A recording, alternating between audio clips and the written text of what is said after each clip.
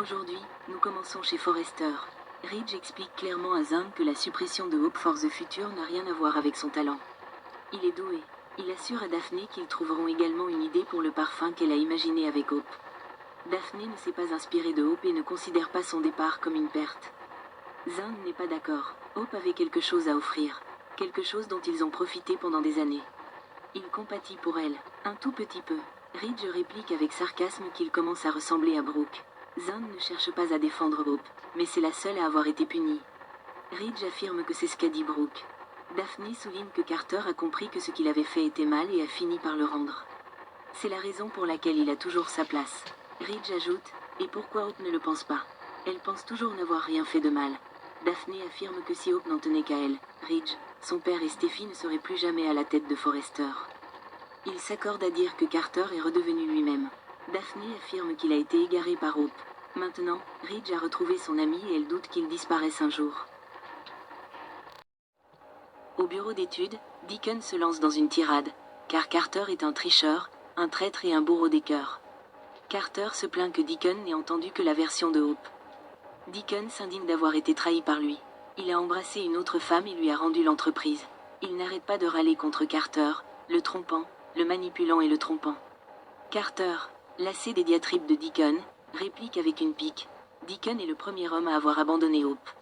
Deacon se met en colère au point d'utiliser des mouvements de karaté sur Carter. Ce qui déclenche une bagarre générale. Carter se retrouve avec une entaille à la tête avant de se jeter sur Deacon et de dégénérer en bagarre générale. Daphné entend finalement le vacarme et accourt. Elle menace alors d'appeler la sécurité avant d'apprendre qu'il est le père de Hope. Pensant que Deacon est là pour défendre l'honneur de sa fille, elle insiste sur le fait que Hope n'en a aucun. Chez Brooke, Hope revient et donne des nouvelles de sa visite chez Deacon pour obtenir du soutien. Brooke essaie de faire semblant d'être compréhensive, puisqu'elle a fait une proposition à Ridge. Hope fait comme si c'était inutile et qu'elle n'avait pas besoin que Carter se batte pour elle, surtout qu'il ne la défend pas quand il le faut. Hope pourrait bientôt emprunter une autre voie amoureuse, alors restez connectés. À l'hôpital, Steffi dit à Liam que tout ira bien. Il l'aide. Steffi? Elle sourit. Elle est là, avec lui. Liam parvient à dire son nom complet à Grace. Elle lui demande s'il sait pourquoi il est là. Il demande « Où est-il » Steffi lui répond qu'il est à l'hôpital. Quelque chose s'est produit et il a une grave blessure à la tête. Liam est incapable de leur dire comment il s'est fait. Grace craint une crise d'épilepsie et explique qu'il a eu une grave hémorragie cérébrale. Steffi l'assure qu'il est bien soigné et qu'ils s'en sortiront. Ensemble, Grace dit à Liam qu'il a eu de la chance d'être arrivé à temps, plus longtemps, et il n'aurait peut-être pas survécu. Elle dit que Steffi l'a trouvé et a appelé les secours. Steffi l'a sauvé, Liam. Liam fond en larmes, tout comme Steffi. Il s'étrangle en s'adressant à Steffi. « Tu m'as sauvé ?» Grace confirme que sans elle, il n'aurait pas survécu. Il dit qu'il lui doit une fière chandelle. Steffi a juste besoin qu'il aille mieux. Kelly et Bess ont besoin de lui. Il panique, pensant que Kelly l'a vu.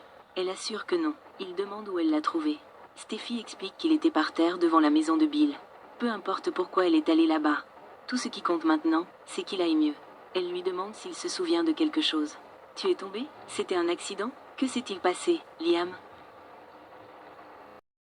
Dans son bureau, Finn annonce à Lee que Kelly est hébergée chez un ami, au bout de la rue. Finn se demande pourquoi Steffi ne répond pas.